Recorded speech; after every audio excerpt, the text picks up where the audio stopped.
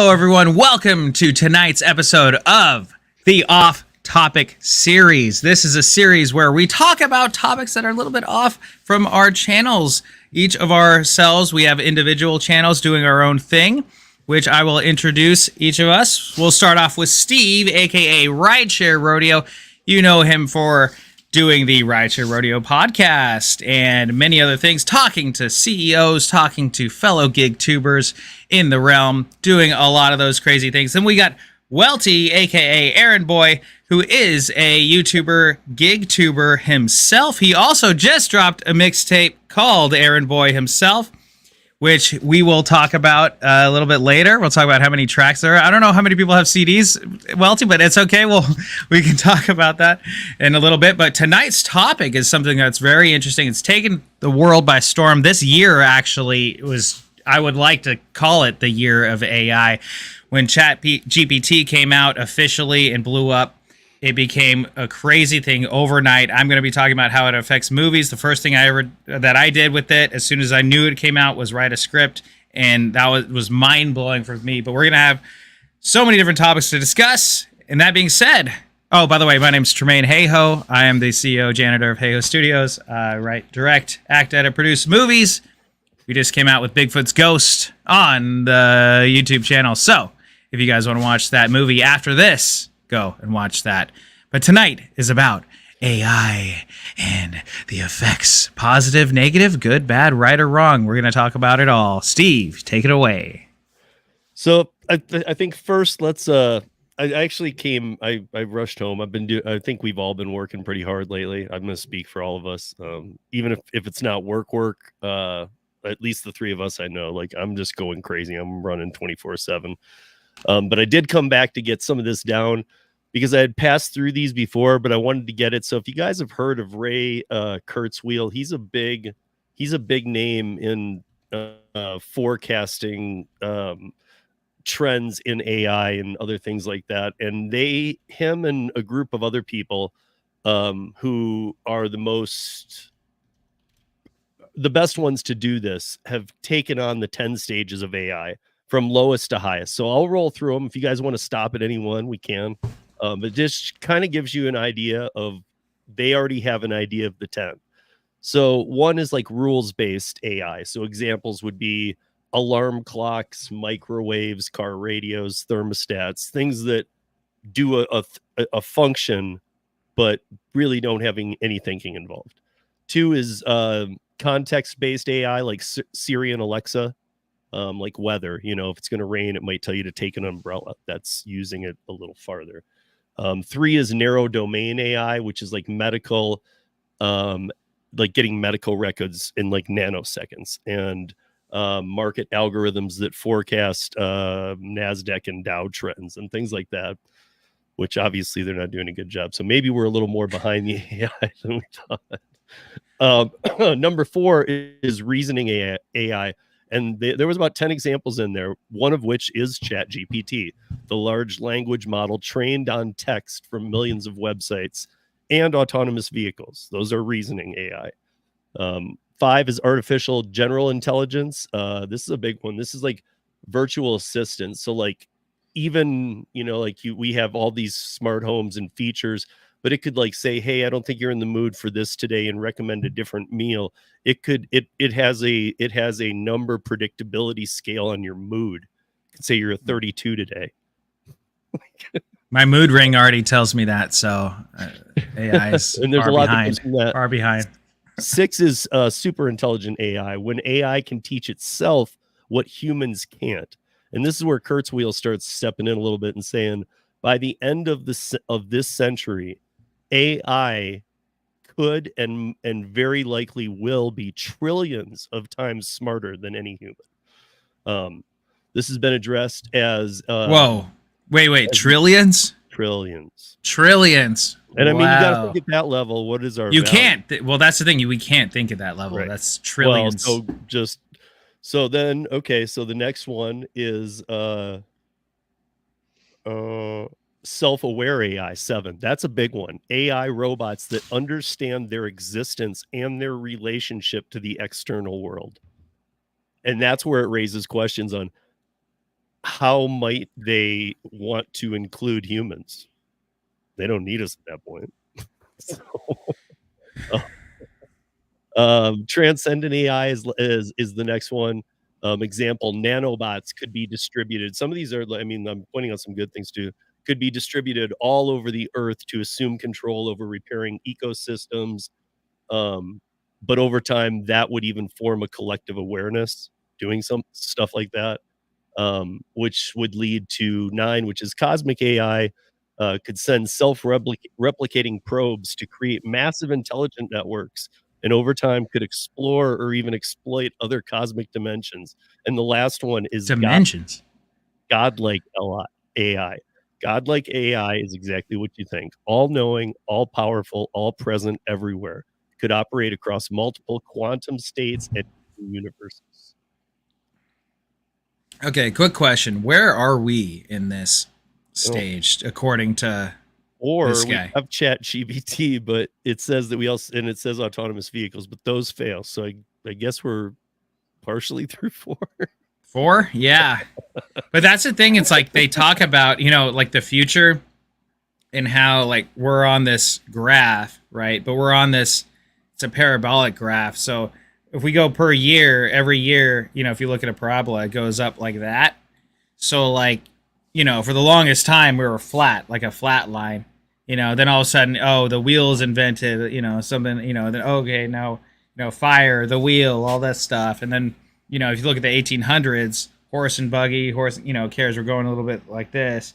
And so like every plot of on the course, year by year, it's going like this to this. And then now the year to year it's going like this, year to year it's going like that. And it's just like this, to the point where we're like literally like between 1 year it's like this to that. Yeah. Where like in 1 year we're traveling basically 1,000 years of what we would have that took for us to get there, which is a scary thing. Einstein had a quote about that. Einstein had I can't remember exactly what it was. Something about like one of his biggest fears was the day that that we let this get ahead of us. Right. I think he just worded it as technology because we weren't using the terms that we're using now. But he just said, I most fear the day when technology moves faster than man.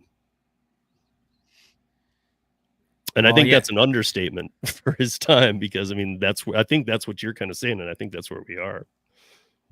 Unless, Tremaine, you think those that think that the moon landing was real, then we seem to be, you could use that as an argument to say, hey, we're slowing down, we're dumbing down.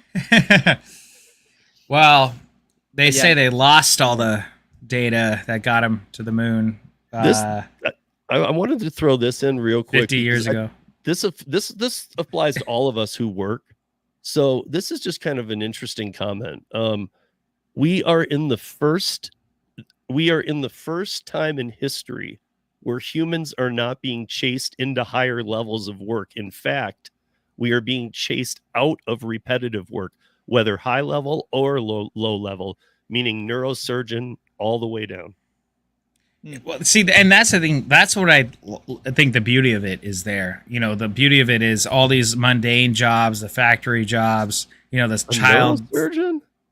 Well, I mean, a mundane task, even a neurosurgeon is probably doing some paperwork that he doesn't have to do that AI can take over, So, and also like neurosurgeon, the problem with humans is that we got shaky hands. If you're a neurosurgeon and you're performing surgery and you have an AI robot that you're working with that does not shake because they're an alcoholic and they haven't had their drink yet. What are we all gonna do? You know what I'm saying? I mean, if we're just are we just replacing ourselves? Then are we just admitting this and we're giving up? Well, no, we're not.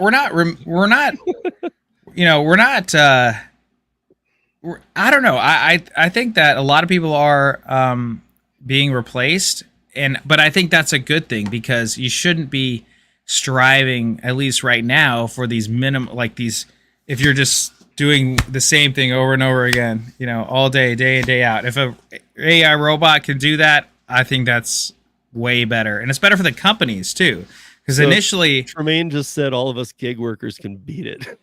yes, please, please. Do you think I want to hear my Uber driver like rant on about some nonsense? No, just kidding. But I do like. I mean, one of my favorite movies of all time is Minority Report, and all the cars. Have you guys seen that movie? Yeah, that reminds Welty- me. Of, like, Welty, you gotta watch that level movie. 9 or 10. Yeah, Like I that, know. right near You the know go- what, Right near dude? the I think godlike and the cosmic. I don't think so. I think we're Or well. actually, I'm sorry. I'd go back to transcendent, like collective awareness. I'm meaning more of like in Minority Report where they use eyes for advertising, like instead of yeah. cameras. They But scan they your also eyes. were not to give things away, but they're predicting crimes that Well, haven't happened, and you're being But- arrested for them. But that's that level. That's the sci-fi element or the crazy Well, sci-fi. is it? Who knows? Maybe they could do that. Maybe they predict it. I mean, if you give them like sentinel power, man, I don't know. yeah. You know? I mean that would be bizarre. But what up, driver? Driven Dad, Tony in the building, Tommy in the building, Water Wings in the building. But I think when it comes to driverless cars, I think it's great because look, earlier in this summer, because they don't work. the thing is, no, they do work. I was just watching a thing. There was a new company that came out, doesn't have a single accident. The only accident, it had one accident. The only accident that it had was because some drunk driver ran a red light and ran into the self-driving car. What company? You don't I remember, do you? I just watched the video. I just watched the video as I was cramming for this. See, Steve, you're cynical because you're a little bit No, on the, I'm a realist, man. I'm a realist see- through and through. dude. But the realist, like Cruise reality. Autonomous is shut down because their percentage is under like 65 for safety. Really? For what company? Waymo is For what company? Cruise that they Cruise. manufacture for Cruise. They've been in San Francisco. They got the boot. They produce for Ford. They're done. Well, see, the thing is, Ford's though, Ford's it's like, going back to, okay, like self-parking and like getting you like if you're veering off the road, that kind of technology. Not but like one self-driving car kills someone and they just pull the whole company. Think about how many deaths there are caused by humans every single LiDAR day. the lidar doesn't operate. The lidar doesn't operate in snow. They completely shut down in snow. This is why they test in Phoenix. It has trouble if there's not streetlights detecting movement. That's a huge problem. Snow is a Right. big problem. Rain, hail shuts them down. I mean, there's so many factors that they don't even see, that's- deal. but- They just shut down. But Steve, you're talking about the present of AI. We're talking about the future of AI. Like, where's the future going? Like, that's the title of this video, the future of AI, not All right, the present. let's Yeah, presently it's not great, you and asked I'm gonna where get we into presently movies were, right now. and I was trying to say I think we're at about the Chat GPT level. Maybe part of the AGI. I don't know. Virtual Yeah. assistant, kind of, but not the way that I was reading it. Because So like the mood factor and things like that were like freaky to me. Nobody should be able, like, there shouldn't be a dial on your wall that's like, oh, your mood is a 32 today. Why don't you change your menu and have this instead? I mean, at that point, why don't we just all be Wall-E and just live on the damn thing in the fat chairs? Yeah, dude. And like the thing is, for me, the way I operate, whether it's an AI chatbot or whether it's a girlfriend or whoever saying like, why don't you should be doing this automatically, I want to not do that. Like, whatever they're going to recommend me to do, it'll make me more aggravated, so like, Oh, dude, I play like online Yahtzee, and if I lose, my mood is ridiculously different. So good luck, AI, trying to keep up with my mood. they're like, Welty, you should take a hot bath. You're like, screw you.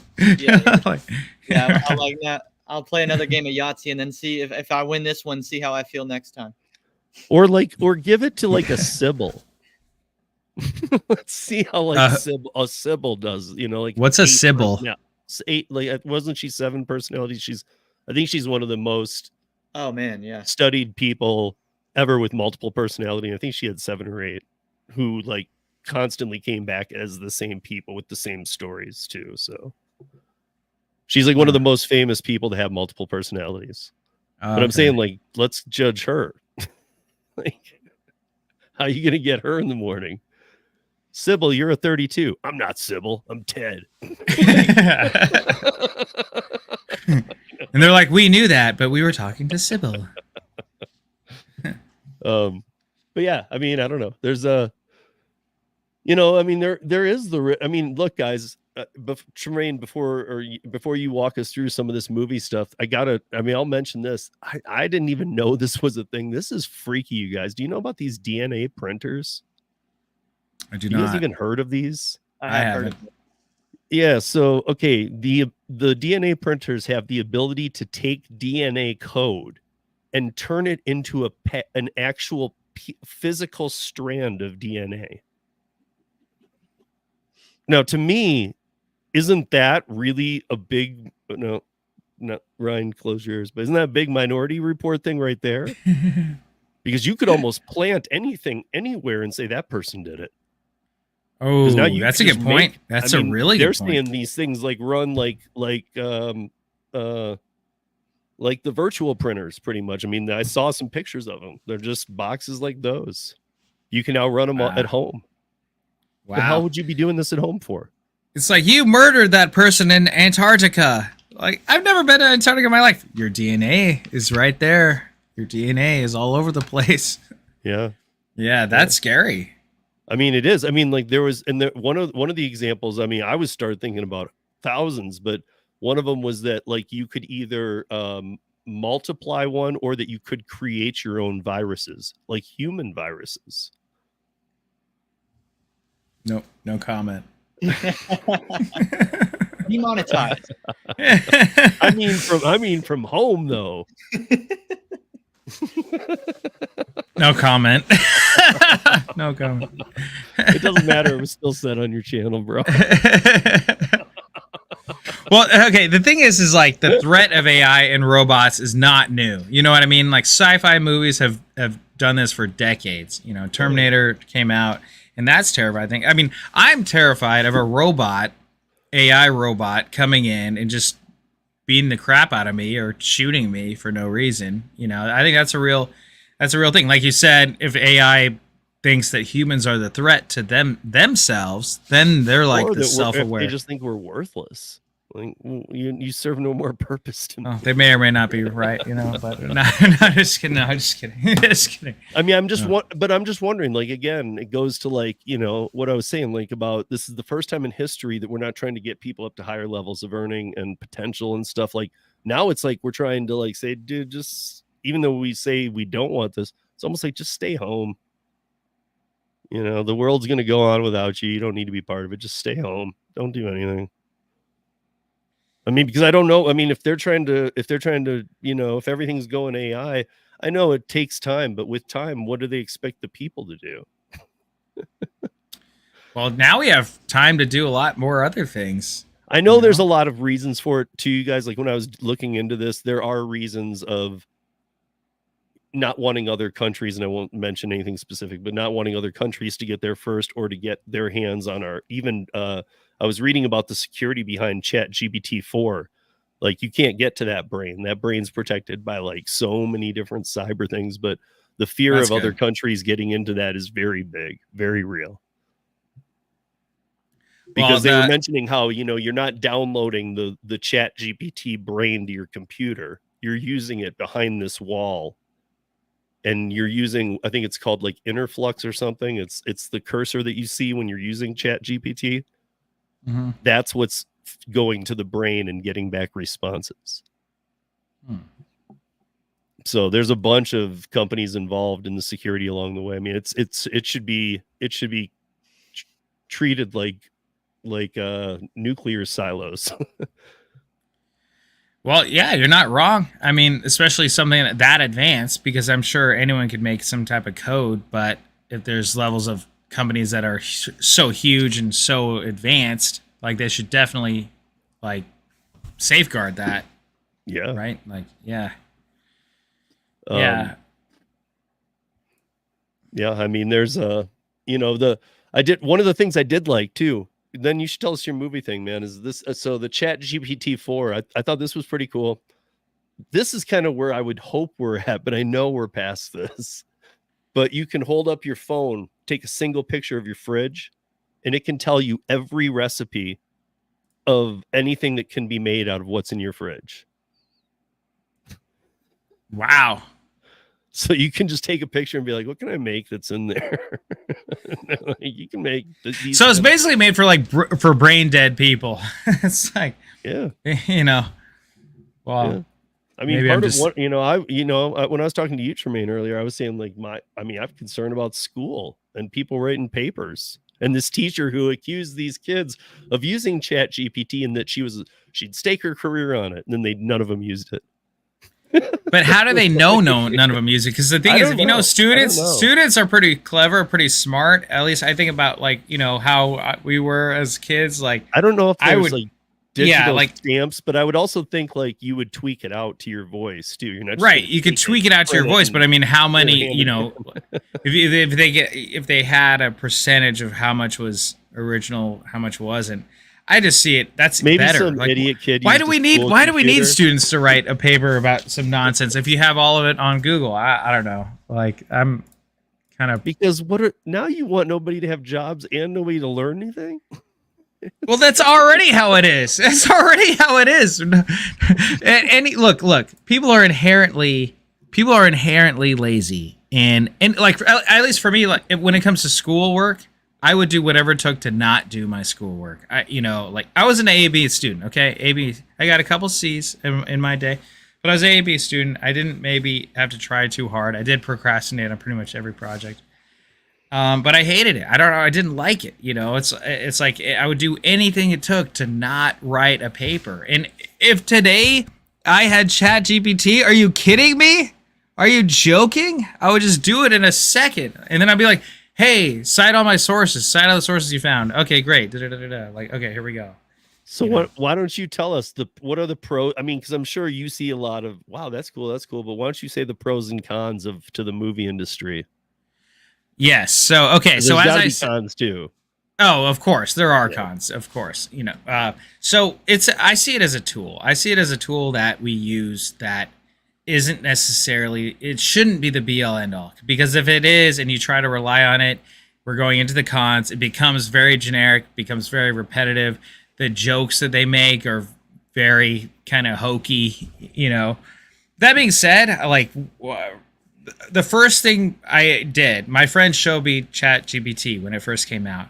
The first thing we did was write a movie script about us two friends going to a party, and it just like it was this moment in history. Like, I will never forget it, because I was like, what? Like, this thing's writing its own script based on what I'm telling it to do, which I think is hilarious. It's amazing, but at the same time, you know, it's like the dialogue is a little bit wooden, it's a little bit generic. It isn't exactly in our voice. It doesn't know what I would say in any given point. So let's say I'm the main character. Let's say Welty's a second character. Let's say Steve's the third character.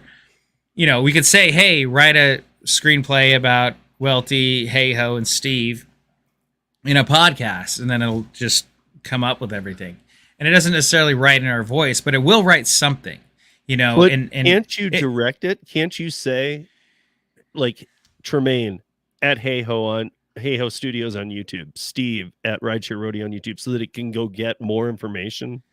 Yeah, you know what? It doesn't. It's actually not as accurate in that way. At least I only have ChatGPT 3.5 or whatever it is.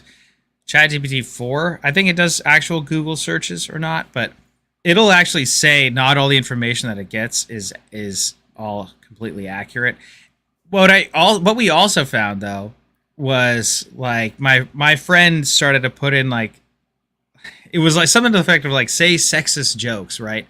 Like, it was something like, oh, say 20 things that men can't do that, or no, sorry. At first he goes, name 20 things that women can't do as well as men. And the prompt was, I'm sorry, we can't do anything sexist, you know. So it said that, right? And then he goes, name 20 things men can't do as well as women. And it just came up with 20 things right in a row. And it's like, ooh, now that's the scary part, where it's like it's who is running, who is behind it. Because if someone's behind ChatGPT saying, oh man, all men are trash, just like trash all women, but you can't say anything bad about women, that's when it becomes really, that becomes dangerous, because it could be, you can take it even on a more simplistic level, right? So, Welty, you're from North Carolina. You like the Charlotte Hornets, right? So I like the Sacramento Kings. I'm from Sacramento. If I could program it to basically talk any trash about the Hornets, or the Lakers, and then just say all these biased things about the Kings, that's when it becomes dangerous, when it becomes non-objective, because all AI right now is made by humans. So humans made this, and they're programming it to go a certain way, which means that they could program it a different way. But the scary part is when it's programming itself, which we're not quite there yet, but we kind of are. We're containing it, because every day that ChatGPT, they put like 100 billion into that damn thing. So every day that it's just searching the internet and learning more and more and more. It's actually, I saw an example of like a puzzle, and it said it takes a little longer for the pieces to construct, but once it gets it, it actually has a visualization of the globe. Oh, wow. Like everything, like it fully understands just from taking in the internet. It knows what's wrong on the internet, what's right. Yeah. Well, that's the hairy thing. Because does anyone know what's right or what's wrong on the internet? Does anyone truly really know? And who planted the initial seed? Who's the person that said, "Here, Adam Eve, this is where you start right and wrong"? Right. I mean, like, because then it's like, well, wait a minute, man, because I don't know that I trust you. I don't like your opinions and stuff. So I don't want you being the guy that. Well, that's a whole nother thing. But going back to the movies. So initially it's screenwriting. It just wrote a script, and it's a little bit hokey, but you can direct it. You can direct it to go a certain way that you want it to go. Now, I sent the video to you guys. Did you guys get a chance to watch that? Okay, well, so you watch it. So now there's tools that not only will it write the script for you, you take it into another program and it will visualize the script in image format. And then you take it to another program and they'll take those images that was AI generated and it'll make videos out of it.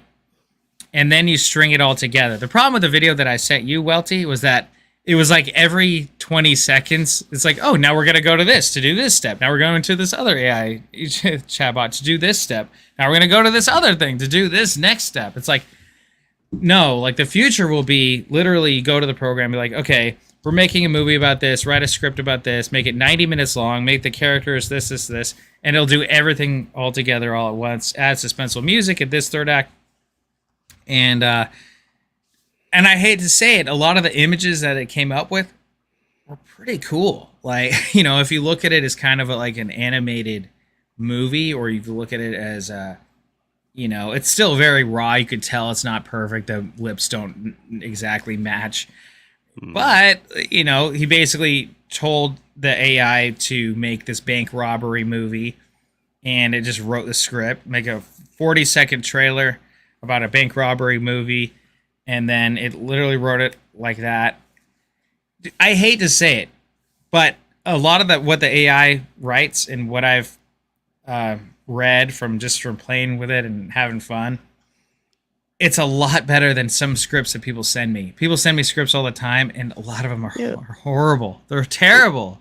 And so so I'm actually hopeful, because if you use it as a tool to make things better, I don't know. I'm hopeful in it. I'm not completely against it, but what you just said sounds really weird to me, because even if their scripts suck, I'd rather get the suck, because that's the real. Would you really though? Would you really? Yeah, let me really. Yes, no. Would you? I don't think you would. Honestly, agree wholeheartedly. By the way. About what? You'd rather get the suck? With Steve, yeah. Tell us why you disagree. You have never. Okay, Welty. You haven't been to film festivals, short film festivals. But that's how they get better, and it's their voice. No, they're awful. They're painful, dude. They're painful. But they shouldn't. Bro, they're I'm painful. so bad at movie making. Let ChatGPT write it, and then I'll tweak it out. Yeah, I like this. Okay, now I'll make this happen. Like, that you didn't do any of that. It's a tool, though. You think about it this way, dude. It's a freaking tool. I feel you like know the what I person mean? doing it should get out of the movie making industry. If they can't. No, dude. Like, I would rather. The thing is, I would rather that AI help them write the script if they can't write dialogue, versus them thinking that their script is so great because they made a film festival and now we have to sit through this 5 minutes of garbage. You guys haven't sat through minutes of like 5 minutes of a horrible, shitty short film, which 98% of all short films are horrible, terrible, shitty, unwatchable. ChatGPT could make it a lot better. I'm just not even gonna lie. It would make it a lot better and more watchable. And I would take you for a second. I would take an AI. I would go to the AI film festival 10 times at least with short films. Feature films are different because typically feature films, people are more serious about the films. They're typically better. Not always the case, but if it's a feature film, they take it a lot more seriously. Short films, it's like, I don't know. I'm scarred from a lot of these horrible. I mean, would it things be that like people? This movie was written by Chat EBT 175605? Yeah, Oh, I like his stuff. I love his stuff. Love it. But the thing is, it's a tool. Doing that, dude. It's like say, dude, like, okay, the equivalent. Let me try to relate it to you. So you're saying like, oh, I don't want to use a screwdriver to unscrew this. I will use my hand because my hands are capable. Now, I'm sorry, but your screwdriver is not as capable. Or actually, let's take it a step further. Your manual screwdriver could do the same job as a power screwdriver. The power screwdriver will make it a lot easier for you and a lot quicker and a lot better. Depends on the job. If we're talking about screwing and if we're talking about screwing right now, Steve. No, I guess it really is just an agree to disagree, and you do have the most. No, dude, it's a tool. It's a tool that is more advanced that can help you write better scripts. And I think that it would, if for someone that hasn't, if there's anyone that hasn't written a script before in their life, it can actually help them see how a script is written. Have you seen somebody that sucked become good from ChatGPT, or is it just something you think can happen? I haven't seen enough of it, at all. But I just, from the get-go, from the starting point, if you take a starting point ChatGPT script from a starting point first-time filmmaker script, the ChatGPT one's going to win 9 times out of 10. That's so sad. I don't even know. It's sad, but it's true. It's sad, but it's true, dog. I'm sorry. I hate to admit it. I hate to admit it. I mean, like you're saying that you would like to use that, you would like to do all your movies here forward as ChatGPT? I never said that. But if I say, hey, ChatGPT, give me 50 ideas for movies, it'll spout out to me right away. And it's like, oh, wow, okay, that's kind of cool. Pick one of them. You're not going to use it to write the script. No, not to write the full script. Okay, so anybody that does need to maybe needs to get out of making films. See, look, it's like the thing is, it's like it's still, you still have to make the movie no matter what. Until you could write a prompt to ChatGPT and it could literally make the whole 90-minute movie. Put all the actors, put all the voiceovers, put all the locations, put everything in there, which we're not there yet. Maybe stage 7, 8, or 9. Maybe that's when it is. We're still going to need people. We're still going to need emotions. We're still going to need actors and actresses. Well, I was going to ask you about that, too, because I've seen things about being able to have actors. Even. But going back to that, I'm sorry. Again, I hate it. Some of these automated actor voiceovers are 10 times better than anyone else if you're on a low budget, no budget filmmaker. Think about who you could afford. Who you can afford is who's in your circle typically. And if you're a first-time filmmaker, everyone else are their first-time actors, their first-time directors, first-time everything. Typically, they're not that good, okay? So we have a machine-learned voiceover actors that can give inflection, that can say whatever you want. They can be female, they can have a British accent that's accurate, more accurate than someone else that you knew in your neighborhood in Sacramento or Colorado or North Carolina. They can put on a way better British accent if you want to set it in England, and I'm sorry, I hate to say it's better, but that being said, would I rather hire Meryl Streep to act if I had the budget? Of course, 10 times out of 10, right? So, but if you're talking about no budget acting, I think it's a great, fantastic tool. I wish I had it. I worked with a freaking mini or like a high 8 camera. We won't even have to go into that, but I worked with a high 8 camera that was so technologically not advanced. I know what a high that is. I know you know. Welty might know. I don't know, but yeah. I'm just saying, like, I guess like it's it should almost be like its own distinction though. These are Chat GPT movies, and let people get really good in that, like almost like anime. Make it a thing. Well, it could be a disclaimer. You say it's a disclaimer. You say I'm hey, not interested. I'm not interested in going to see computer movies. But what if you didn't know the difference? I would. Would you really? Dude, what if I were to tell you something what if I were to tell you something you've already watched was used by ChatGPT? I don't know. I'd have to like experience that situation. But what I'll tell you is podcasting for a minute was moving in the direction of using ChatGPT, and they used to say, don't say, if you, and make sure you're editing with your audio podcast. If you're saying a lot, now they flipped the script. Don't take the ums out, leave them in there, because nobody wants to hear computer generated podcasts. Okay, I completely agree with that, because if it's like two robots talking to each other, same as what doesn't you're saying. sound They interesting. can do all the voices, they can do all kinds of things, but people just a don't want to hear podcast it. a podcast is a bit different, because a podcast is, an AI generated podcast is not the same. There's like hours upon end. Imagine Joe Rogan podcast, like an AI Joe Rogan. You'd be able to tell that. Well, easily. okay, but what about like a CNBC Moneyline?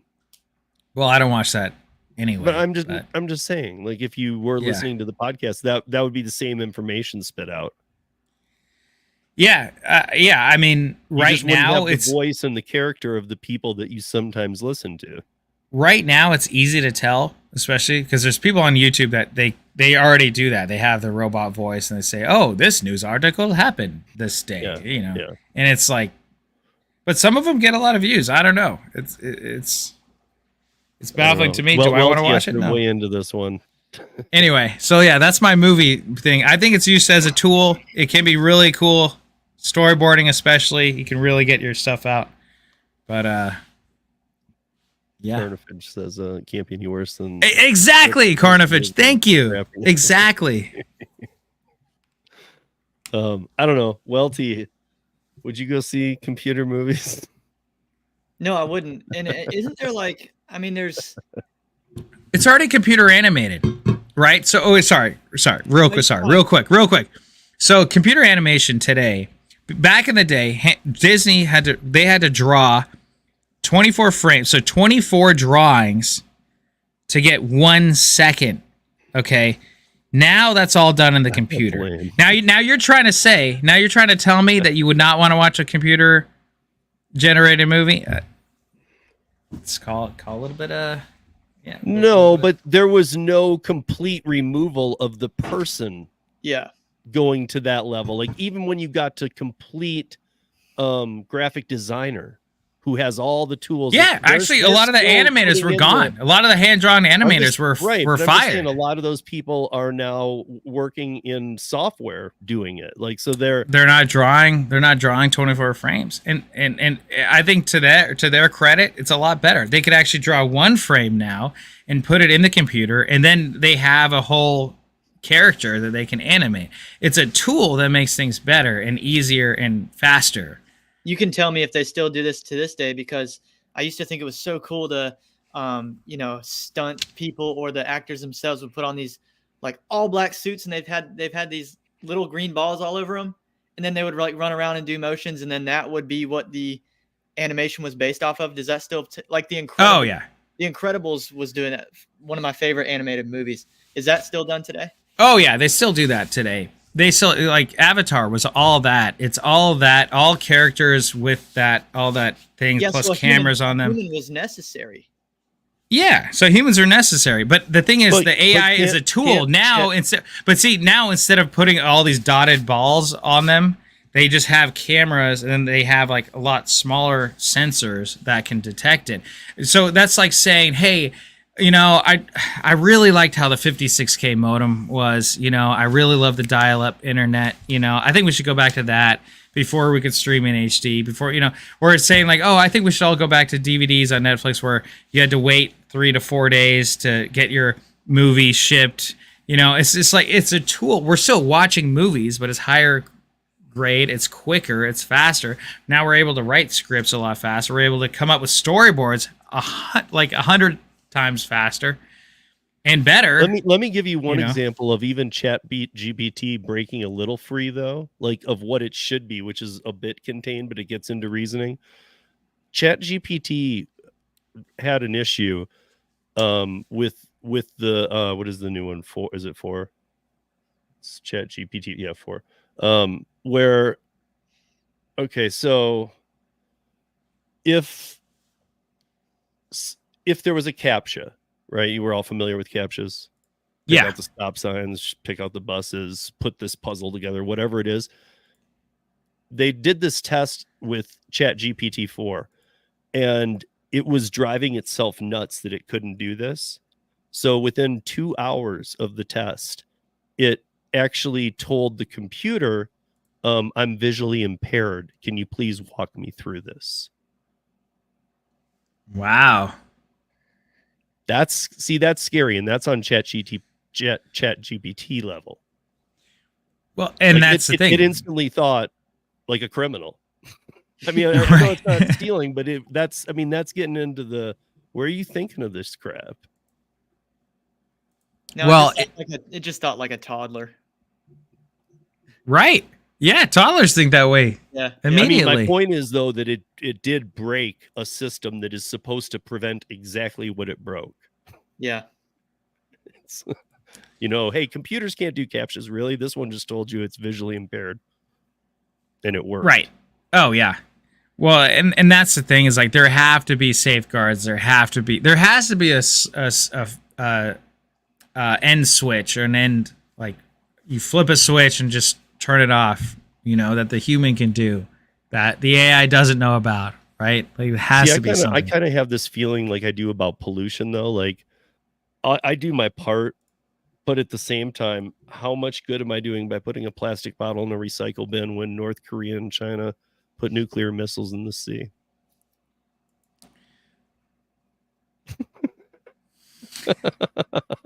I'm just saying, where are they with ChatGPT? Because we can't fall behind. Well, if we're getting to AI launching missiles, I mean, that's another thing. I'm just talking about movie making. No, I'm just I know you were just saying, like we got to have some kind of, I think you were like kind of saying regulation. And while I agree, like, how do you get everybody to obey it? Right. I mean, I guess I feel like we're almost forced to go as fast as we can and as quick as we can with AI because they're everywhere else is gonna. I don't know. Well, there was the same race, the movie Oppenheimer, everyone was racing to do their first nuclear weapon, right? And he did it. And then Oppenheimer was crazy because, well, I won't spoil it. It was like, how do you spoil the history? But, he was one of the first to do it. Did you guys see Oppenheimer? And he regrets it, right? Well, going with that? I mean, I don't want to spoil the movie for you guys, so I won't say. I think it's been out long enough. You can spoil it. Yeah. Okay. Well, for you guys, if you guys watching it, earmuffs. Yeah, well, basically, what happens is the government pushes him because they knew that he was the guy to get it done, right? And he was the one to pull the team in for everyone and do this and so. I just told the AI about the off switch. So basically, government pushed him to do it and to get it done and to make it and to make the nuclear bomb, and he makes it and he succeeds and he does it, and then the next day, he's like, all right, well, keep me in the loop with everything, and we'll see where everything goes from there, and they're just like, well, what do you mean we'll keep you in the loop with stuff like? kind of like we got what we needed from you, so we have all the plans. We know how to do it now. So sayonara, see you later. So they just kind of drop him like a hot potato, and then he regrets it because he did all this work for pretty much nothing. And and he is the the father of the atomic bomb or whatever it is, but once they got that technology, they just up and ran away from him. But you're talking about one guy too. Like, we're talking about if AI becomes like sentient, it makes its own decision and makes a better version of itself, there is no need for us. But what if it starts making better versions of us? Oh, you ever think about that? If it's like, it's like Steve go into this chamber and it's like Steve 2.0, Steve 3.0. Because live out your 3 trillion times as smart as me. Well, it could make you smarter, could make you younger. Who knows what AI is capable of? Forever 21, right? It could make us all younger, smarter. Right now, I'm just thinking of what Welty with 3 U's would look like. Oh man! Oh my gosh, Welty 3, and then you get celebrities to pronounce that. That was funny, by the way. Can I play on the other side of the net with you, Tremaine, on the absolutely the film? So, in some respects, like, I hope we would all agree with the phrase that beauty is in the eye of the beholder, right? And so when you say that, hey, there's this filmmaker bringing stuff and it's just objectively bad, like, so yeah, maybe the 3 of us would all agree, okay, this is a bad movie. But at least probably the filmmaker thought maybe it was okay. It's at least probably the best of what he had the ability to present to you. There's probably files on his computer that are even more garbage than the garbage one you just watched. And so to some degree, to say that something that's human art is just simply not as good as what ChatGPT can do, it depends on what the goal is of the film to begin with. Because even before we decide that beauty is in the eye of the beholder, and then it just becomes a math equation of how many people were shown the movie, the 3 of us or the 8 billion people on Earth. And then you'll have a population size, a significant amount of people that actually legitimately like the movie that you thought was terrible. But where I'm going with that is, I forgot where I was going with that, but well, here's real quick. Here's the problem with that. While you think about where you're going, the problem with that is that there's movies that when they first came out were completely critically acclaimed and the audience hated them, and then there's movies 30 years later where critics hate them, and then now they're critically acclaimed as this like crazy masterpiece, and vice versa. There's a lot of movies that come out were critically bashed. That reminds me where I was going. So because then it becomes, then you got to question people on, well, what were you looking for in the film? Either what makes the film good or bad or successful to begin with. One of the 3 of us might say that it's profitable. Another one might say that it impacts the culture. And the third of us might just say, oh, it's just simply entertaining, even if it's entertaining in a way that it's just so bad that it's almost funny to watch just because of, it becomes entertaining just because it's bad. So it's really hard to say that one movie is terrible and no matter what. I guess what I was going with is the basis level ChatGPT script for the first short film iteration typically is better than or more cohesive and coherent than some persons or college students or someone who, high school student, whoever, their first ever iteration of their script. First off, I'm just saying, like, they're like the ChatGPT level right now is like at this level. Not saying that it's the highest, that it's always going to be better, but it's typically like at this level where if you're first starting out, you're probably going to be like lower here, Yeah. So, and do you think that college students at very advanced schools going for very specific degrees should use ChatGPT for term or for papers and So when you get to school, that's a hairy subject. I mean, for me, I operate in the real world, and I'm like, whatever tool can help you that isn't anything that's going to hurt anyone in a negative way, like you can do it. But yeah, as a teacher, oh yeah, I mean, as a teacher, as a thesis, oh yeah, of course. No, it's not. I mean, if it could help you come up with 20 different of the top filmmakers, just like Google is a tool, you know what I mean? Like Google's like cheat codes. You could say the same thing about Google. It's like, oh, well, like Google came out when I was in high school, so like I didn't have Google as see, he's smiling over here like I'm like dating myself. YouTube came out when I was in high school, senior year of high school, whereas Welty, you probably grew up with it, right? You have, so like YouTube's like cheat codes. Okay, we this is a slippery slope here. Oh, I can learn how to build a shed. I don't know how to build a shed. I can YouTube it in 2 seconds, find out how to build a shed. Oh, but you could do the same thing about ChatGPT. Oh, now all of a sudden that's cheating because that's AI. Whoa. Not everybody can YouTube do it yourself, a DIY, build a shed and go do it though. I've worked anyone can, unless you have no arms, no legs. I'm telling you, dude, some people can't do that stuff. Some people can't cook a freaking, something in the microwave, but I mean, I would say the average person could look up something on YouTube and learn how to do it. I can't. I'm not going to say the average person could learn how to. So what about coders? What about coders? They're pretty much going to be extinct. I mean, they're dinosaurs now.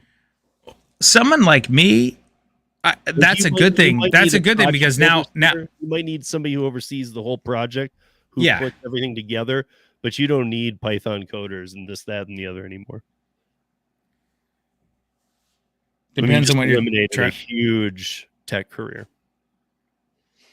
Depends on what or is this their dream job? I mean, some of them live in their code. They don't ever leave the house. Yeah, exactly. Maybe if AI takes over their job, they can leave the house, touch grass for a second.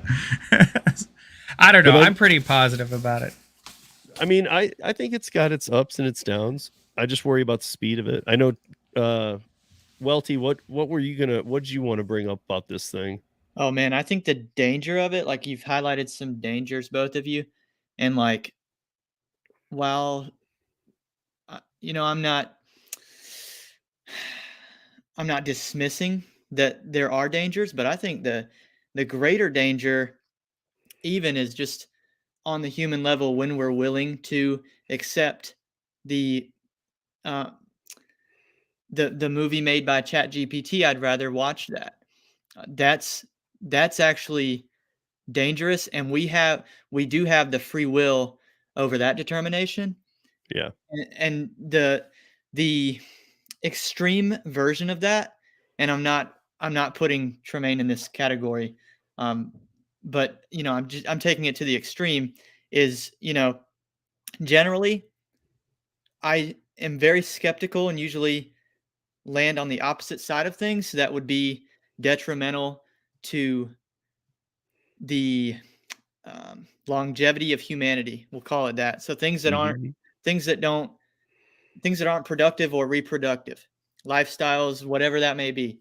And when you take this on down the line and say, hey, the movie that ChatGPT just made is better, therefore I'd rather watch it. I think we should be able to say, okay, maybe the movie is better, but I still wouldn't rather watch it. Have the awareness to be able to maybe make that determination, because if you can't do that with a movie, or if you're not doing that with a movie, this is where I'm getting to the extreme version of it, when men or women, both genders decide, hey, I'd rather date the AI, this AI, but I'm being serious, and that there's an image, and hey, it's still my unique AI. It's still unique to me. It talks to me better than all these women talk to me. You know what I mean? It's funny. I have no idea what you mean. Tremaine dropped in on the live I was doing today earlier, and I told him, I said, I got to get ready for this, but I told him, I said, I honestly believe one of the first places that it'll hit big is the porn industry. Of course. And obviously by that, I mean, like things that we probably have all seen on TikTok, you've all seen the ads like, hey, I can be your girlfriend. I'm like, what is this? Dude, well, if you look, it's a scary thing. It's a sad fact and a sad reality. Blade Runner 2049. Have you guys seen that movie? Blade Runner. I've seen the original. I never saw the 2049. Okay, 2049, one of my favorite movies of all time. But he, like the main character played by Ryan Gosling, has a girlfriend, but she's an AI hologram essentially. But she talks to him, and it's like, oh, this is so weird. Like this is so, like it's a hologram. You can't even touch it, So what's the point?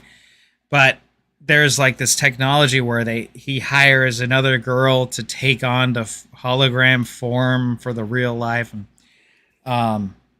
But it was thought provoking in that way. Like, oh man, you could see with the land a lot of lonely people, a lot of lonely guys, and girls, especially in girls, but and non-binary, and the 39th gender, but a lot of guys that subscribe to these things, it's kind of like my movie Simp, hopefully coming out 2024, it's about these lonely guys that they have the disposable income, or even not even that disposable of income. They just want to see their favorite girl, right? The dangers of that, I mean, the real world dangers. And Ready Player One is another movie where everyone has a VR headsets and no one goes outside. And then they go outside and it's like a complete dump. They're basically in a junkyard. Potentially that could be the future. I didn't have time to watch it, but I saw the thumbnail and I remember this episode. I'm going to need to watch it after this.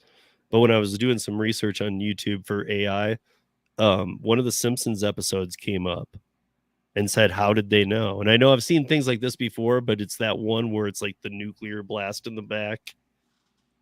Yeah. And I don't remember which episode or what season clearly it is, because there's like 3,000 seasons of The Simpsons, but it's like from 10 years ago. And it's predicting, like it's literally talking about all these things we're doing right now.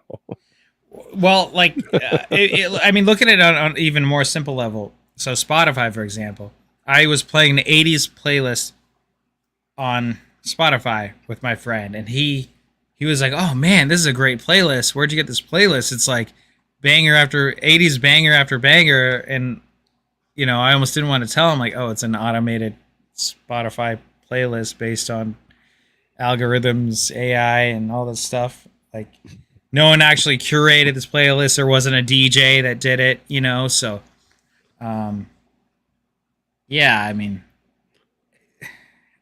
again, it's going back to it being a tool. Like look, Amazon has AI in a big way.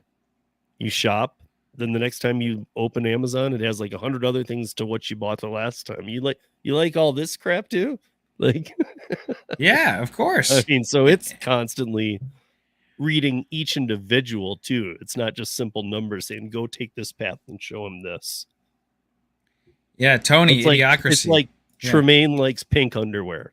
Show him pink underwear. How do you know? Don't tell him. Don't tell everyone that. Jeez. No, just kidding.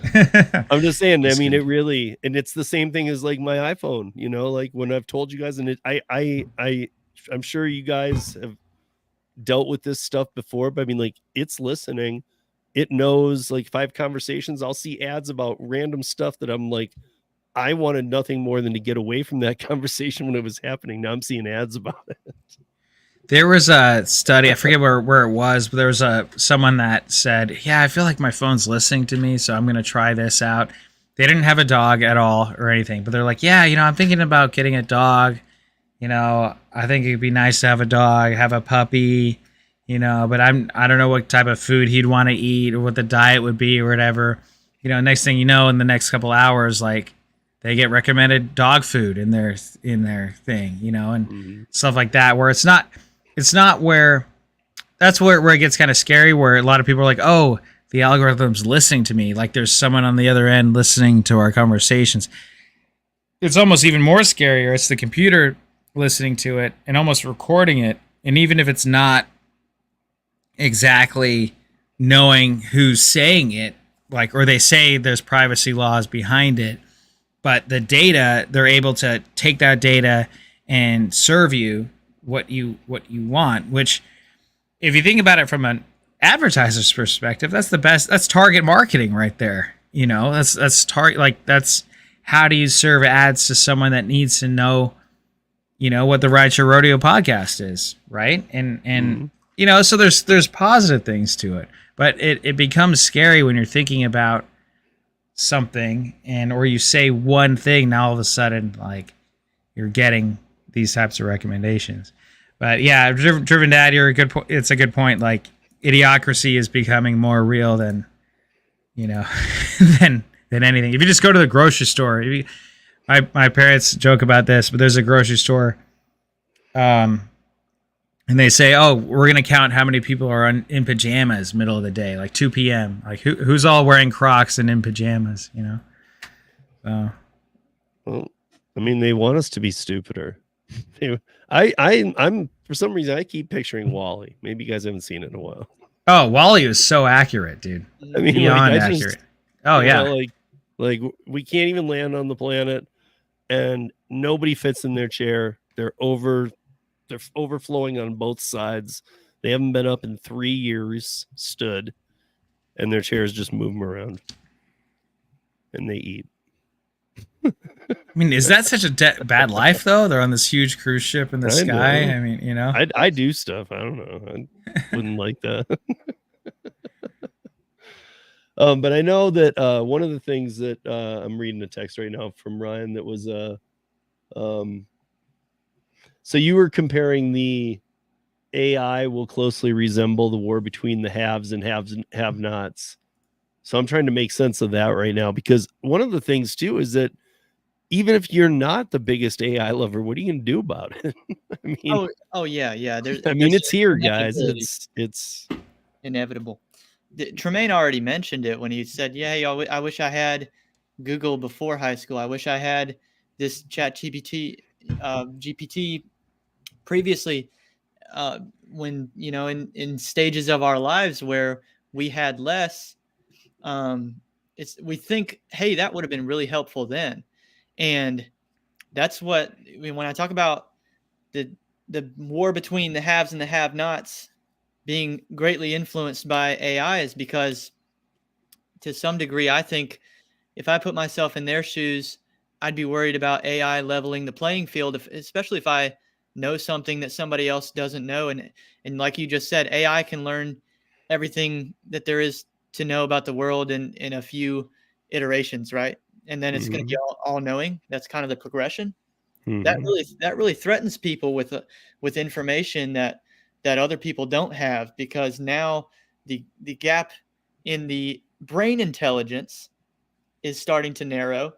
And so, you know, Welty with just Welty doesn't threaten the multi-billionaires, but Welty with AI threatens the billionaires and what they can produce, right?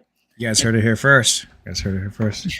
No, but like, yeah, I have really enjoyed the filmmaking part of the discussion, because it's just a good thing to keep drawing examples from. But like you said, to some degree, and this is why somebody in the comments section said, man, these Disney movies aren't any good anymore, because they got cocky, because they know that they have all the money, right? So they can fund anything that they want to fund. So they slack on the script and the depth in the movie. They slack on that, but now they're going to start to pay, because Tremaine and any YouTuber can put together something with no budget that looks the same, and now they actually have the depth in content that Disney was lacking, and now there's a new Disney, and it's called Hey Ho Studios. That's right, and that's the whole point of this whole conversation is going back to, like, that's why I'm positive, and thank you for that. But it's like if we look at storyboards, for example, for me as a director, filmmaker, I could draw, but like I could draw like cartoony drawings. I drew storyboards for Rideshare, but dude, you'd laugh at them because it was like these, a little bit better than a stick figure, but not much better than a stick figure. And I'd show the director of photography. I'm like, okay, no, his eyes are going to be like this. His face, is here. There's going to be a shot of him looking in the mirror. And just now you can write that prompt in Midjourney and get an image of that and get a very cool artistic version of that. And you could do that for pennies of the dollar. There's even a free version of it that you could do. So like as you were saying, Welty, like the billionaires should feel threatened because a lot of people. He's rolling his eyes. Look at Steve rolling his eyes. I'm not rolling my eyes. You just rolled your eyes. I'm go back. You're just like. Anyway, I'm not dismissing. I'm listening. Okay, so but like you should, because it's an equal playing field. Just much like when YouTube came out, a lot of filmmakers were like, I don't put anything on YouTube. Yes. I put my stuff on Vimeo. I put my movies on film festival screenings. And it's like, dude, oh, sorry. Like I had a video that got like 10,000 views when I first came out. I had this short music video that my cousin made, that I made for my cousin, my first music video.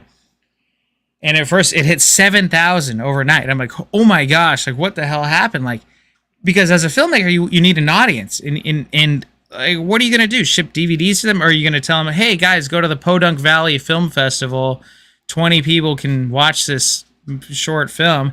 And these film snobs told me time and time again, oh, I don't put my stuff on YouTube. I put it on Vimeo. I put it on, And dude, it levels the playing field for a lot of people that, yeah, okay, maybe Disney doesn't like the fact that Hey Ho Studios can put up something on YouTube and potentially reach hundreds of thousands to millions to billions of people, because they have all the money, they have, the safeguard, they have that just as much as any podcaster, Steve, or think about the radio, dude, 30 years ago. Steve, would you be able to have your podcast 30 years ago? What do you mean? And have as many listeners that you have right now? The distribution? No. No, of course not. Of course not. So it's like, it's, I don't know. I'm hopeful for it. I think though, it's that's part of my thing is that, look, I'm all cool with the technology. I just think that this technology borders on human elimination. Not necessarily. Even if it's not like necessarily a robot shooting you, I just mean elimination by there's no need for you anymore. No, not necessarily. Well, of course not. I hope not. Well, dude, I had a dream. I had a dream that some AI robot killed me in my movie studio, but it was like when I was way older, and that was scary. It's scary. It's like, yeah, it's scary to think about, but I don't know. Like they've been saying that since the 80s with Terminator coming out. I'm not talking about a robot that's going to come use laser eyes on you. I'm just saying like the limit. But see, that's what scares me. That's what scares me. That's what scares me. You can't have a job anymore. But I'm a neurosurgeon. Yeah, we don't need those. Yeah, I'd rather be lasered to death. That's quick and painless. No, you don't want to. Well, you if it came to that, otherwise the options are probably like lasered to death or not lasered to death and still live to old age. What should you do? If the option is lasered to death or the Wall-E example, yeah, probably lasered to death for me because I'm not going to live a life of no sacred honor, man. I'm not going to do it. Here's the practical game plan, because to some extent, asking me about AI is asking a mail carrier on horseback in the 1700s about the internet, right? But But to some respects, it depends on the mail carrier, right? Because there are timeless wisdoms that are true, applied to any circumstance. And so I think the practical game plan for those listening to this that would be really actually worried about, hey, AI is going to either eliminate humans entirely or eliminate the usefulness of humans entirely. The way to combat that is understand and maybe even seed it. Say, okay, as far as brain intelligence goes, that's gonna pass me if it hasn't already. It already has. It's already passed me. Yeah, so give it up. And then instead say what it can't do is keep up with humans on an EQ level. It's passed us on the IQ level. It can't pass us on EQ, especially if we zone in and focus on it. Emotional intelligence, emotional qualities like genuine kindness, genuine empathy, genuine patience, things like this. These are all traits that we should be really leaning into in this time when we're worried about different countries having capabilities that we don't. It still pays off to have these traits. No matter what situation you're in, it pays off to develop these traits. And by the way, I think those 3 traits, I mean, there's a million of them I could name, but those 3 that I named, they're probably going to make you a better film script writer. They're probably going to make you a better podcaster at the same time. They're probably going to make you more hireable. So you end up almost reverse solving the problem from the back end. That's my take on it. Let's be better people, basically. Yeah, and that's the thing is like AI can't right. They can't deal with heartbreak, or they can't deal with losing your loved one or your pet or whatever. They can only on a machine learning level like understand that. Yeah, but I mean, I just listened to a podcast. I don't know if y'all know the YouTube podcast called The Iced Coffee Hour with Graham Stephan. He just had either today you mean coffee in Colorado? There you go. No, I've seen that guy. Okay, he's a small guy. Yeah. Yeah, he just had Dr. John Deloney on, who is a very educated psychologist, basically, and he was in crisis management. And he's explaining in this podcast, the reason it's fresh on my mind is because I was listening to it today. But he's discussing all these situations in crisis management where his job basically for a period of his life was to go to the homes of people who just had someone pass away, and those were various circumstances. It could have been a toddler, it could have been a young adult that just killed themselves. I don't know what you can say on YouTube anymore, but I'm sorry, I just said that. I don't know if that's a phrase that gets us flagged. You say unalived. Yeah. Well, as long as you don't say get us flagged, then nobody heard it. You're right. Or AI heard it though. Yeah, there you go. Hey AI, how you doing? But hey AI, okay. all these crisis circumstances, the situations that he was helping people through, AI, like you said, AI cannot do that. There's no circumstance where, because as he was explaining, hey, half the time it was getting people to a place that was in some circumstance physical. Hey, this person's grieving, their child or their husband is in that house and they're standing outside in the driveway, and that person is not alive anymore and they're grieving. And so he said some of the things that he would have them do weren't emotional, they were physical. Hey, walk with me and we're going to count lines on the pavement, or if you're in a parking lot, we're going to count the painted lines in the parking lot, and the steps that they're taking physically changes the composition of their brain in that moment. AI can't do that physical walk with you. Well, yeah. I guess do I see godlike AI coming around in 2024? No.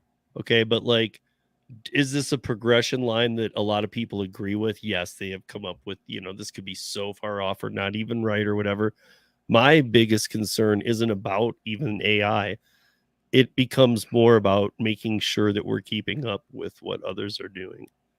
Because very easily AI could be turned against us, weaponized. I got to tell you guys, till today, I had not, and normally I'm on top of at least hearing about things. I didn't even know about a DNA printer. I didn't know that either. Thanks to you, I Steve. mean, that's Thank you. really a scary thing. Yeah, OJ is going to get away with it again. I mean, it really is. I mean, I don't know. I mean, I feel like you could. Well, at the same, pre-create dude. a piece See, of I'm already, DNA dude. like I I'm could already. take your clothing, Tremaine. I could create an actual physical piece of DNA, go commit a crime, and drop it there. Yeah. And prove that I was there. Well, dude, one of my favorite shows. It won't prove that you were there, but it'll just make DNA obsolete. That'll be an obsolete evidence. Why not? So- That's why I was joking. I was because I couldn't prove that I was there. But I mean, one of my favorite shows is Forensic Files. I love Forensic Files, and one, for example, there was it's always either the husband or the wife, right, that committed this murder. So there was this young woman who was married. She was 19 years old. They have one kid. She loves pets. She loves animals. She works at the pet shop. She went to she was going to work. She saw, actually she lived with her folks and her folks saw her leave. And then 45 minutes later, the manager called the parents saying, hey, she hasn't shown up yet. Where is she? And they're like, oh, that's weird because she went to work. And of course, it turns out her and her husband were having marital issues. He was like 12 years older than her. They were estranged. He was acting crazy, but they didn't have any info on this. They got a couple of pieces of evidence. One was an ATM machine, which took one picture every 10 seconds and one very grainy, terrible picture every 10 seconds. But they found the car, like they had the car that showed her, because it was the line of sight of where she parked, where her car was, where they found her car in the parking lot. And they got that. It turns out the husband's parents had the same type of car. It wasn't his car, but their parents had the same type of car. And it wasn't until they went through the trunk, neighbors saw him like cleaning out the car vigorously and everything. But they got a cat hair, one single cat hair in that car, which was her cat. And they got the DNA of the cat. That there would be no reason for the cat to ever be in her husband's parents' car, which he never used. So that's what linked him to the murder. That's what got him convicted. So, it could be used like, okay, an elaborate scheme. Someone could say, oh, well, we just wanted this. We didn't like Johnny, so we took a hair from her. We took a hair from her cat and put it in the trunk and planted that evidence, Dude, just wait till somebody that doesn't like Trump finds out about this DNA printer. Oh, dude. Oh, yeah. Trump committed all the murders, all the crimes. Wait till any of you guys Google these things. There's not just one. There's a bunch. Actually, this just came in. Trump's DNA was at the crime scene. I shouldn't even finish this sentence, but Trump it has the same DNA as Hitler, and they printed the DNA. And I mean, it's there. Let's just say that one. I won't say what I was gonna say, but Trump is Hitler is what it is. I think he's trying to hide the truth, which is that Trump is the same DNA as Bigfoot. And dude, damn it, you said it. The how tall is Hitler's girlfriend joke in the movie. Oh my God. Oh, thank you. So good. Thank you. I'm glad. Thank you for watching that, by the way, Welty. But yeah, guys, by the way, if you guys haven't seen the movie Bigfoot's Ghost, I almost said Hitler's girlfriend. The movie's Bigfoot's Ghost is out right now in Heyo Studios. It's in 2 parts. I'm going to upload it in one single part. Not sure when, maybe the next coming weeks, but you can watch both parts right now.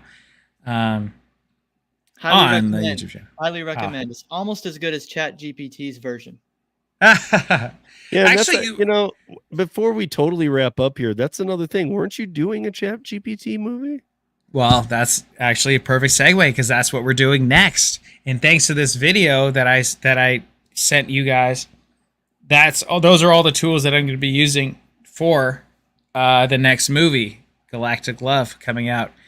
So it's going to be all AI, and you guys can decipher for yourselves. And I think for me, the whole joke of the AI movie is that it's not as good as humans. Is that it's not, a lot of the dialogue that it wrote, because the script was already written and it's from ChatGPT when it first came out.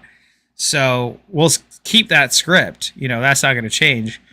So the part of it's funny. That's why it's funny, because a lot of the, I'll give away one thing where he's on a date with a girl. The guy goes on a date with a girl and she's like, I have something to tell you. And he's like, what? And she's like, I'm a ghost.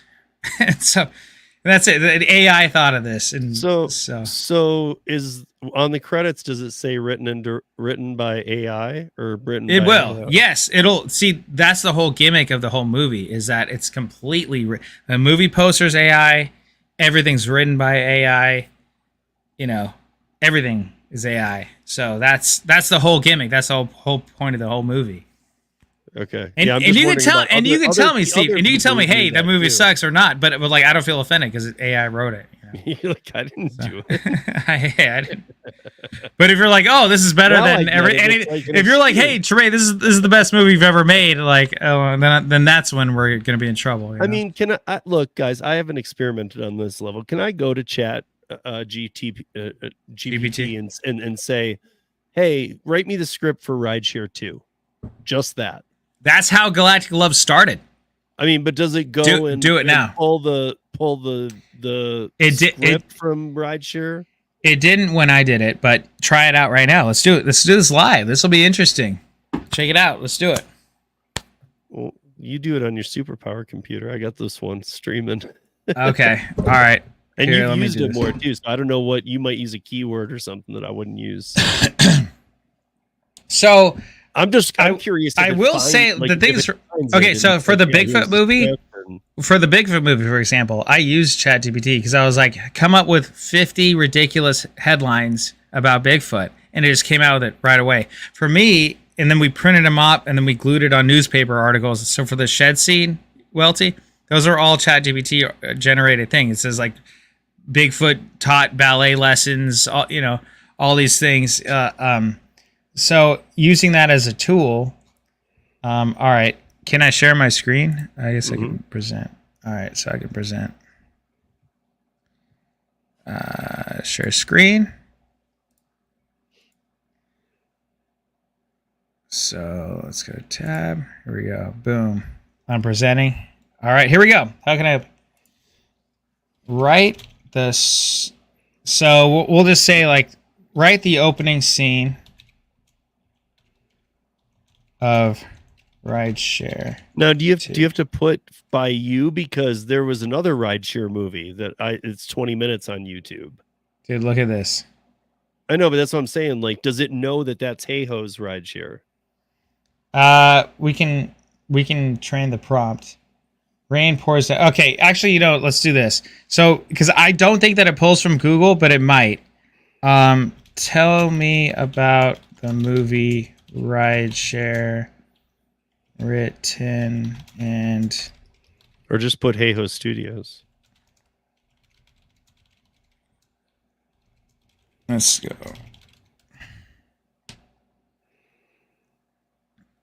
Wasn't a widely known movie. Possible developments are now is a talented, known for his work in the horror thriller genres. He's directed and produced several independent films, web series that have garnered attention. See, so it's generic enough for someone to say. To me, that looks like it just grabbed, and I don't know that that's what's written, but it looks like it just grabbed the IMDb. No, it didn't. I mean, it didn't. I know that's probably not exactly what it says. I'm just saying from somewhere it just grabbed something. It's just gonna make up. See, it just made up stuff. Because if you look at that, because it says if Rideshare is a newer project by Hey-Ho Studios, which is not, it could continue in the vein of his previous work, exploring themes of suspense, mystery, the darker. Yeah. See, so it should come up too, because that is another thing with ChatGPT is that I don't think it goes back more than 2 years. Okay, I don't think it reflects the past 2 years. So this is just ChatGPT, but there's Bard. There's Google's Bard. Have you guys heard of this?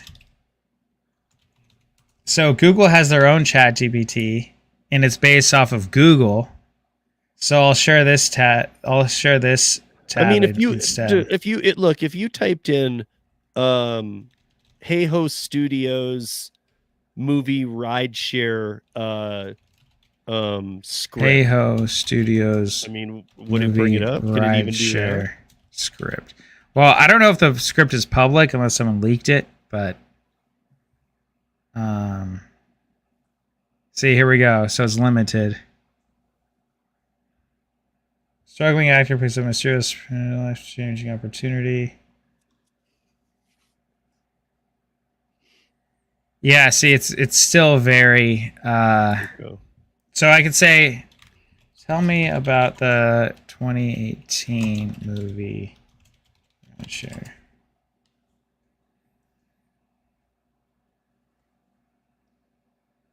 But now you could take an extremely copyrighted thing and say, "Hey, rate me the Will Wernick." What's that mean? What the hell? Everything. This is all right. Starring Sid Wilder, Kaylin O'Connor, Yeah. but directed by Will Wernick. That's not me. Uh-oh. This is right. Yeah. ChatGPT has now screwed you. Will Wernick is well, this is Google cyber Bard. brother. This And is it's Google Bard. Screw you, Will Wernick. Who the hell are you? Let's go to the IMDb page, see if that's right. Okay, the IMDb page is right, and it has me as the director. That's weird. Yeah. So, But I mean, get used to it. That's probably going to become tons of common problems, not just one name missing, but like stuff screwed up. That's another thing. I don't know. Will Wernick. Good looking guy too. screw this guy. Is he better looking than me though? No, don't answer that. Not with the blonde wig. Exactly. That's your best look. Who the hell's Will Wernick? Will's trying to take credit. I don't know. Joe says Tremaine's AI movie going to put Hey Ho Studios on the map. Hey Ho Studios spelled wrong. It's okay. I mean, like literally though, you could like Star Wars it gets unless it thinks what you're talking about the Reagan project, but like you could say, hey, write me the rest of Star Wars, like, and it gets that one, it could do it. So I don't know. I'm confused where like sorry. its boundaries are. Real quick, let's see what it wrote in a split second. 5 years have passed, which is true. Jaden, once a jaded Ryder driver, now sits hunched over whiskey in a dimly lit bar. His hair is flecked with gray, which that real Jason's hair is gray now. His eyes shadowed, the haunted look etched deeper than ever. Around him, patrons slur their sorrows into cheap beer jukebox. A loud guffaw from across the bar cuts through the gloom. Jason raises a wary eye to see Brad, his former sidekick turned reality TV star. His former sidekick? Yeah, see, it's wrong. This is all wrong. I don't know what it's talking about. Jason turns back to his drink, swigs his whiskey. Yeah. Take me somewhere far away, driver. Somewhere the whispers can't find me. I mean, yeah. See, to me, I could have already wrote better sequel. Yeah, you could have. But some ones that I've seen, dude, it's But again, it's new stuff. I mean, I know that. I just and I'm not fully against it. I was saying that I think I said it in the very beginning though. Like I like Elon Musk's quote from 3 weeks ago. We should be concerned about AI being anti-human. You don't have to agree with Elon on everything, but I see that being an issue. Like, yeah. Yeah, I mean, if something like it's like a prejudice. Okay, so it's not even prejudice against races or certain. It's just prejudice against humans. I don't like any of you people on this planet. And then wait till like the more advanced AI stuff starts learning that. Yeah, like I was talking about, like what was it where they could, transcendent, where nanobots could be distributed to help ecosystems and stuff. How much are they going to do and how much are they going to care about us when they find out we did that? Wow. Okay. Sorry. Real quick. Check this out, though. This is kind of crazy. Let me present real quick.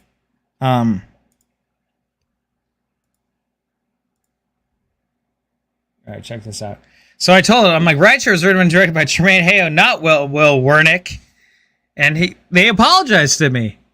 My apologies. You're absolutely right. Tremaine Hayo is the writer-director of 2018 Rideshare, not Will Warnick. I misspoke based on an inaccurate source. I bet you it's the I'm surprised you've never seen it. It's like a 28-minute video on YouTube. It's a movie. It's called Rideshare.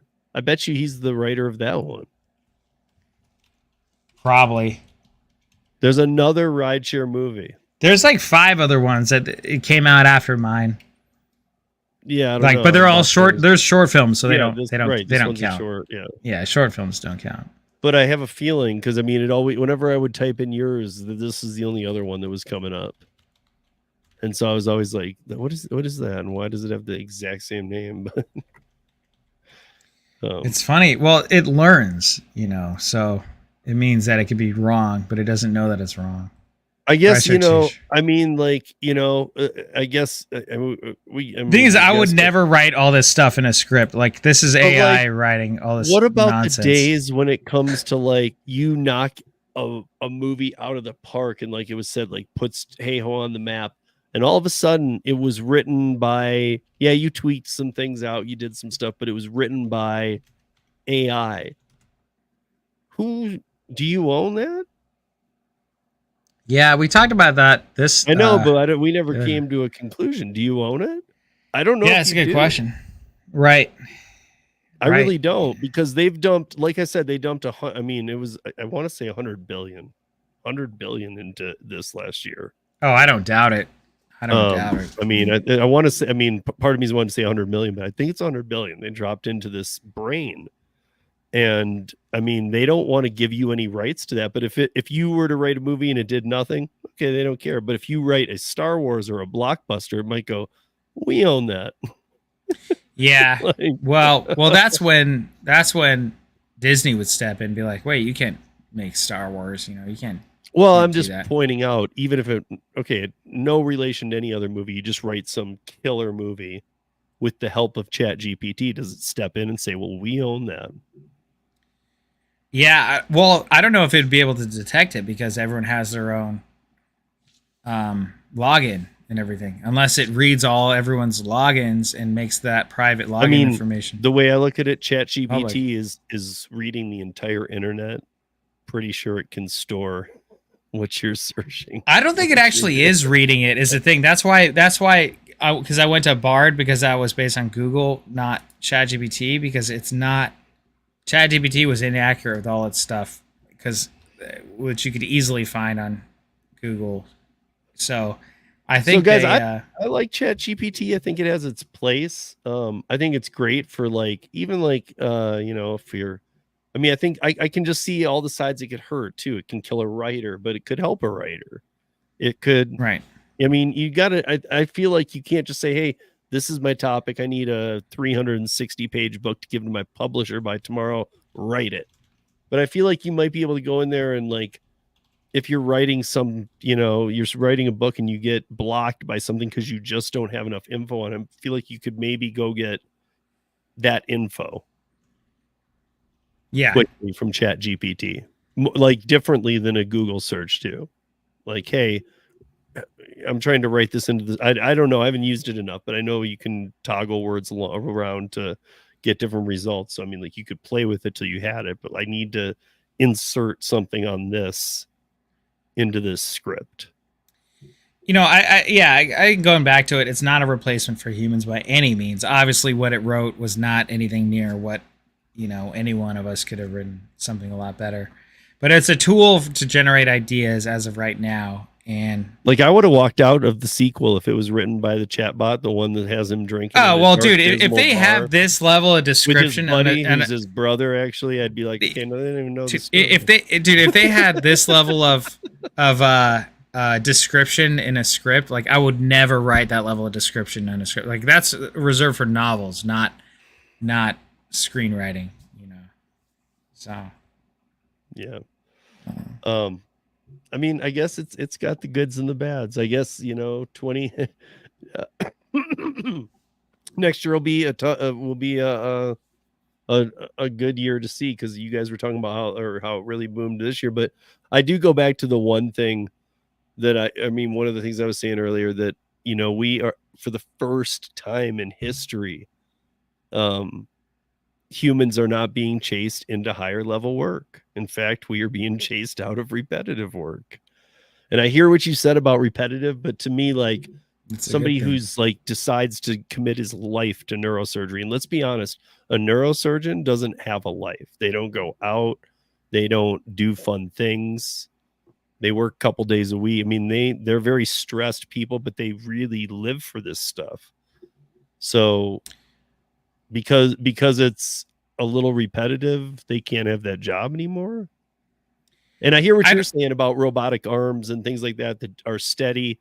Those are already being used. Those are more of a information fed, and they have it though, and they know, and I don't know. I just like, why are we being chased into Wally World? And I don't mean the Griswold's Wally World. I mean Wally, the world. Wally, yeah. Well, I don't know. It is weird. It's like going back to Idiocracy. It's for every advancement we have, there's kind of an equal non-advancement where you don't have to read a book now. You could just access anything, or you don't have to write a paper now. You could just have ChatGPT write it. You don't have to think for yourself, but there's always going to be intellectuals that are around, I think. And there's always the human element, and plants are, can't generate a tree like oxygen, I hope so. This next generation isn't looking that bright. Every generation has said that, I think. I think every generation for the John of Time, they've said, "Oh, you kids have no idea. I used to walk up the hill both ways, 10 miles in the snow barefoot." Yeah. I mean, I guess we all move along with it. I feel like, it's like that Einstein thing. It's that I feel like we're in that time that he was worried about. I feel like technology's moving quicker, and so many of us want it to, and we want it to go even faster, some of us. But I feel like, there's so many cautions. Like, you got to be so, like, this DNA printer. Who the hell allowed that? True. Yeah. On a consumer market level. You should be having to pay 50, 60 grand for these things and have a license. No, you're not wrong. Just be able to get one for $29.99 at Walmart. It's just. I mean, especially like the creating viruses thing really got me going, because I was like, that's true, man. If you were sick, you could just make it. But again, though, it's like there's humans right now that are technically, smarter than, that are hackers, right? That can hack into anything. There's humans now that are biologists that could create a virus today, potentially. I'm not going to say anything that happened, but, Right, like that. Remember the movie Outbreak? Yes, yeah. Tremaine or Dustin Hoffman. Dustin Hoffman. It's an older movie, but it's about a monkey that gets shipped over here from Hanwoo. Yeah, something like that. And, and he's at a pet store, and this dude takes him. He scratches him. He runs off into the woods, and the dude gets insanely sick, and they have to like torch this whole California town. They quarantine. Yeah, I mean, but then they have to torch it too at a point. They like send that bomb in and stuff, all because they couldn't handle this. Now all you just need is a $29.99 Walmart DNA printer. I mean, hey kids, ask for one for Christmas. Maybe it's like an easy bake oven. It's got some like initial recipes. You want to make the basic flu? You just put these together. Sound like the person. Sound. Job is Fauci. Wow. Yeah. You were going digital static. I feel like YouTube was pulling something there. Yeah, some AI bots were tinkering. Like, what are these guys talking about? End this. Yeah, well, what do you guys think? Leave that in the comments below. What do you guys think of AI? Is it good? Is it bad? Is it a tool? Or is it just taking us down a road that we're all going to be doomed to be taken over by AI bots that will kill us? And I honestly, that's not my thought. I think it can be good. I'm my biggest concern, and this is often with things, is how do you get the world on board to follow some kind of standards? Because I mean, let's be honest, Code of ethics. there's some countries that don't give a crap, and once Yeah. they find out something we don't know, they will optimize the crap out of it. You know, I mean, so it's like, how do we get it's just like the, you know, when people are telling me, I don't know if you guys remember, but like the recycle push was huge like about 10 years ago. It still is. But I don't know if you guys have heard this, but it in many places, not all, it's more expensive to recycle, and a lot of places just move the recycles to the dump now anyway. Yeah, I knew that. Well, and a lot of garbage, actually, a lot of trash centers do the opposite. They sort out the recycling regardless. So, Right, California, but, I mean, at least, at there's the same there's time, on the other side of the world, we have live nuclear warheads in the bottom of the sea. do we? I didn't know that. We didn't put them there. Aliens did. No, AI. I'm not going to mention them, AI. but they're countries you guys should be able to think about. I mean, they've done this. They do. There's one in particular that launches, I mean, and they're not always live or whatever, but they launch them in there all the time. They don't retrieve them. I mean, I don't know if you guys knew this. There was a thing, it was way earlier this year, but about how Japan, the place to go for sushi, they were saying don't eat it for a while. Wow. I mean, that sea's toxic, bro. I mean, Gotta clean our seas, cleaner oceans. I'm just saying, like, what is recycling? Like, what is me putting a milk container in a purple bin doing if there's a nuclear missile in the water? Well, I mean, you're opening up a whole nother can of worms, Steve, and I think we're trying to wrap it up. Hey, guys, that's a 2024 conversation, I guess. 2024 conversation. Guys, if you guys like this video, if you guys haven't subscribed to every one of us, please do that before. We got Welty, aka Aaron Boy, below me right here in the chat. But check out his mixtape, Aaron Boy. Where do we go for that? Welty.com. Welty.com, UUELTE.com. Check that out. Or you can And find also, it for half price at Tower Records. yeah, or you can go to Napster.org and download it. No, just kidding. Just kidding. Check it out on the site. Check out Steve Rideshare Rodeo if you guys aren't checking him out already. Check him out. Guys, subscribe to him. You know, post notifications on, you guys. And if you guys haven't checked me out, please go to Heyo Studios on YouTube. Check out Bigfoot's Ghost. That's our latest over-the-top comedy horror movie. Ragtag team of Bigfoot enthusiasts go to the woods to try to capture Bigfoot and make $1 million, baby. So, yeah, thank you guys for watching. Tremaine does a great acting job in that, too, if you haven't seen it. Not only the other work he does, but... And some of you guys here know Joe, Dark Road Run. Some of you guys have wondered where he's gone. You might see him in that movie. I don't know. Nice. Well, thank you. Steve, you got to watch part 2, brother, because part 2, I think, is a lot better than part 1. But it's in 2 parts right now. But, yeah, thank you, Tommy. Yeah, Tommy's not out the shed yet. Well, don't spoil anything, Tommy. That won't. All right, you guys. Well, thank you guys so much for tuning in. That was a great discussion. Yeah. And kids out there, don't cheat on ChatGPT. I hope they have some system where there's a stamp or something that's cheat on chat. Something showing that you used it for papers and stuff. Don't do it. There is. They have that right now. But I wouldn't say that I wouldn't use it because I don't know if they do, man. Besides, even if they did, you could just rewrite it. I mean, it's not any different than finding a source and copying it and then rewriting that. Not that I ever did that, but who knows? Oh, it's right? a new way of cheating. I see. Okay. Yeah, is that really cheating? I mean, it is cheating, man. Well, it depends. Again, don't just have it. Guys, go to school. Correctly. Guys, go to school. Listen to your teachers. Eat your vegetables. Become a chemistry major and go and get a DNA. Most importantly, support Heyo Studios on Patreon.